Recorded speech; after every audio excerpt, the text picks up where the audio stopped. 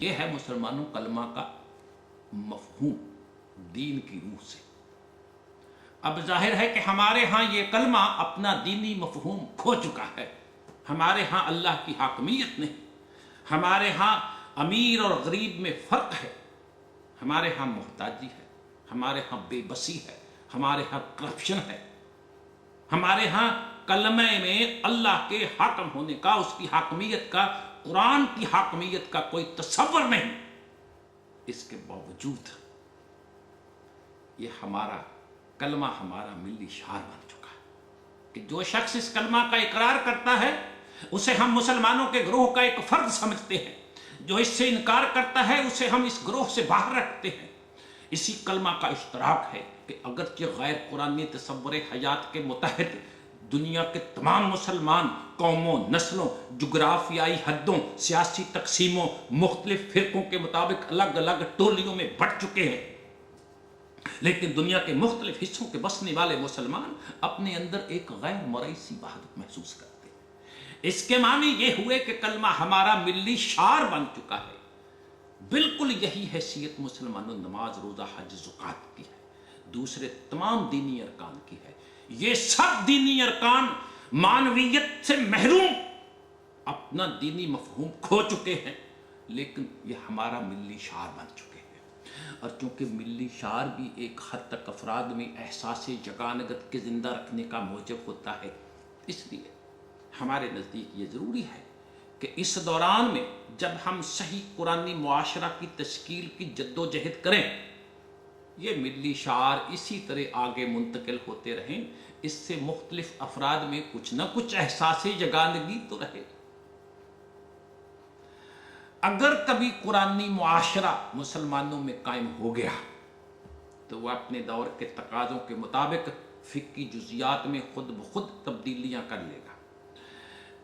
اس وقت مسلمانوں انہی دینی حیثیت حاصل ہو جائے گی، ان ارکان کو پھر دینی حیثیت حاصل ہو جائے گی، اس کے ثمرات بھی مسلمانوں کو ملیں گے، ان سے وہ نتائج مرتب ہونے لگ جائیں گے جس کی صراحت قرآن نے کر دی ہے۔ اور یہ چیز اس وقت تک مسلمانوں یاد رکھو ممکن نہیں جب تک معاشرہ کی تشکیل قرآنی خطوط پر نہ ہو۔ لہٰذا یہ دیکھنے کے لیے کہ ہمارے مذہبی ارکان دین کے جز بن چکے ہیں یا نہیں، ہمیں یہ دیکھنا ہوگا کہ ان سے وہ نتائج مرتب ہو رہے ہیں یا نہیں جن کی تفصیل قرآن نے خود دی ہے۔ جب تک مسلمانوں وہ نتائج مرتب نہیں ہوتے، ان ارکان کی دینی حیثیت کچھ نہیں رہتی، یہ صرف قومی شعار کی حیثیت رکھتے ہیں۔ مسلمانوں میری بات یاد رکھو کہ مذہب ہو یا زندگی کا کوئی اور گوشہ، انسان ان اعمال پر جن کا کوئی نتیجہ سامنے نہیں آتا صرف غفلت میں یا اس وقت تک ان پر پابند رہتا ہے جس وقت تک اس کے دل میں یہ کاوش پیدا نہ ہو جائے کہ میں جو کچھ کر رہا ہوں اس کا آخر نتیجہ کیا ہے، کیا نتیجہ ہے۔ آج کل آپ نے غور کیا ہوگا کہ لوگ لیڈروں کی باتوں پر، ان کی تقریروں پر، ان کے بیانات پر، ان کے وعدوں پر یا مختلف جماعتوں کے ریولیوشن پر، حتیٰ کہ حکومت کی منصوبہ بندیوں پر، پلانز پر بالکل مطمئن نہیں۔ ہر شخص یہ پوچھتا ہے کہ ہمیں بتاؤ کہ آخر یہ جو کچھ ہو رہا ہے تم کہتے ہو اور کرتے ہو اس کا نتیجہ کیا ہے۔ اب ظاہر ہے کہ جب تمام فضا اس قسم کے خیالات سے معمور ہو جائے تو پھر مذہبی اعمال کے متعلق بھی لوگوں کا یہ خیال پیدا ہوگا کہ آخر ان کا نتیجہ کیا ہے۔ ملا کی طرف سے اس کا جواب ملتا ہے کہ ان اعمال سے اللہ تعالیٰ کی خوشنودی حاصل ہوتی ہے، اللہ خوش ہو جاتا ہے۔ لیکن مسلمانوں یہ جواب انسان کے لیے، ایک مسلمان کے لیے اطمینان بخش نہیں۔ اس سے آج کل کا نوجوان اطمینان نہیں پا سکتا۔ اول تو مسلمانوں اس جواب سے اس طرح کے خدا کا تصور ہمارے سامنے آتا ہے جسے ملا پیش کرتا ہے جیسے وہ ایک غاصب قسم کا مستبد حاکم اور خوشنودی سننے والا بادشاہ ہے۔ کہ جو محض اپنی خوشنودی کے لیے لوگوں سے ایسے کام کروائے جن کا کوئی نتیجہ نہ ہو سوائے اس کی خوشی کے۔ دوسرا یہ کہ اس دور کا نوجوان مسلمان یہ سوچنے پر مجبور ہے کہ عجب تماشا ہے کہ جو لوگ خدا کی خوشی کے لیے، اس کی خوشنودی کے لیے ہر وقت تڑپتے رہتے ہیں، وہ دنیا میں سب سے زیادہ پست ہیں، ذلیل ہیں، اور جو قوم خدا کی ہستی تک کی قائل نہیں وہ دن بدن قوت اور سطوت حاصل کر رہی ہے۔ انہی اللہ کو خوش کرنے والوں پر حاکم ہے، ان کی عزتیں لوٹ رہی ہے۔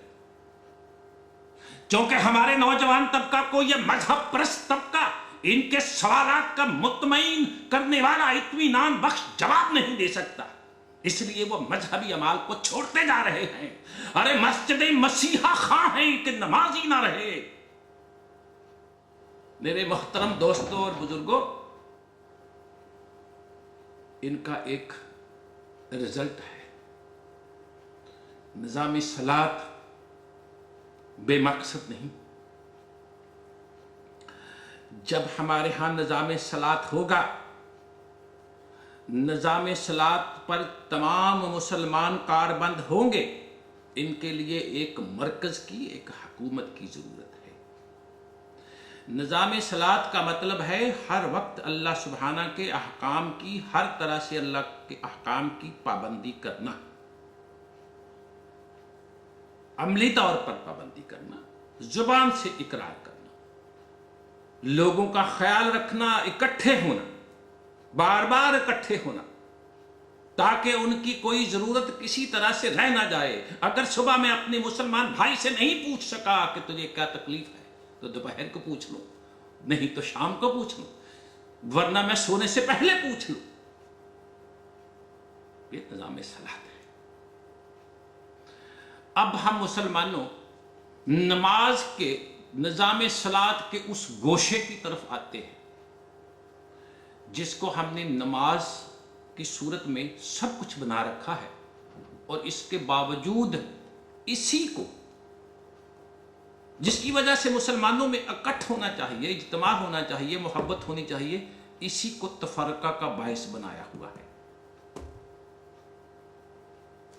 یہ تو ہم سب جانتے ہیں کہ جس شکل میں ہمارے ہاں اب نماز پڑھی جاتی ہے یا پڑھتے ہیں، اس کی تمام جزیات قرآن کریم میں نہیں، صرف چند ایک قیام، رکوع، سجود کا اجمالی طور پر ذکر قرآن میں آیا ہے۔ ان جزیات کے متعلق ہمارا عقیدہ یہ ہے کہ انہیں حضور نبی اکرم صلی اللہ علیہ وسلم نے مقرر فرمایا تھا۔ چشم ما روشن، دل ما شاد۔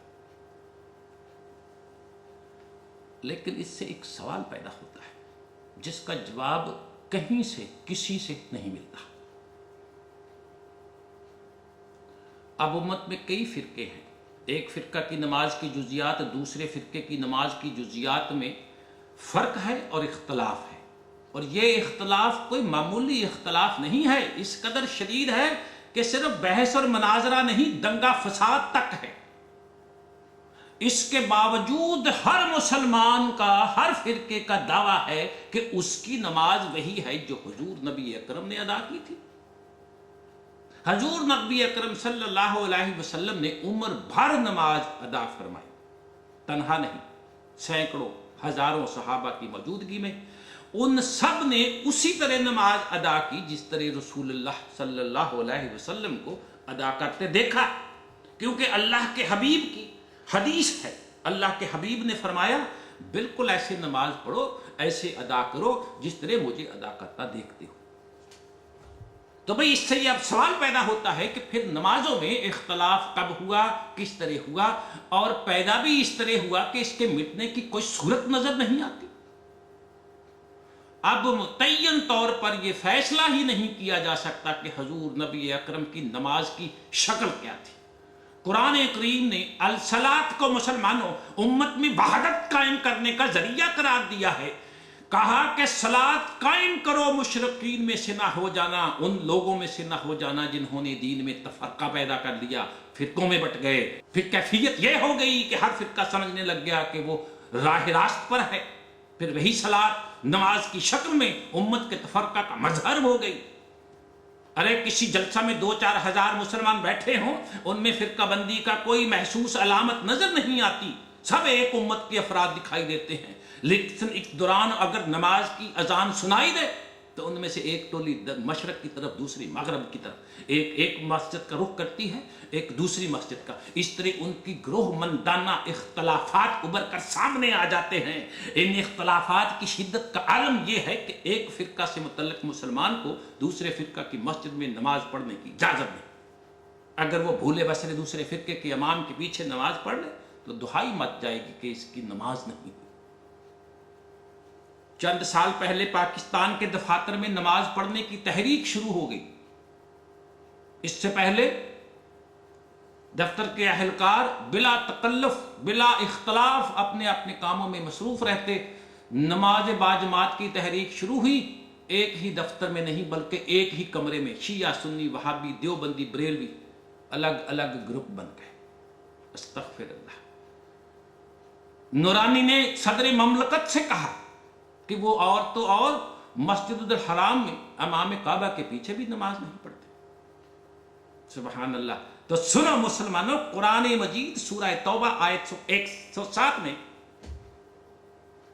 اللہ سبحانہ نے صرف ایک مسجد کا ذکر کیا ہے جو تفرقہ کا موجب تھی، اس سے مسجد ضرار کہہ کر پکارا اور کفر کا موجب قرار دیا گیا۔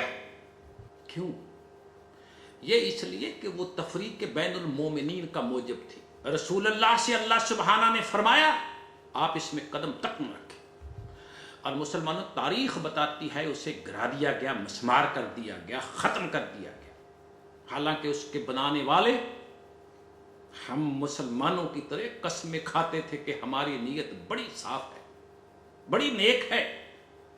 اب ہماری کوئی مسجد مسلمانوں تفریق بین المومنین سے دور نہیں، ہر مسجد تفریق بین المومنین کا موجب اور مظہر ہے۔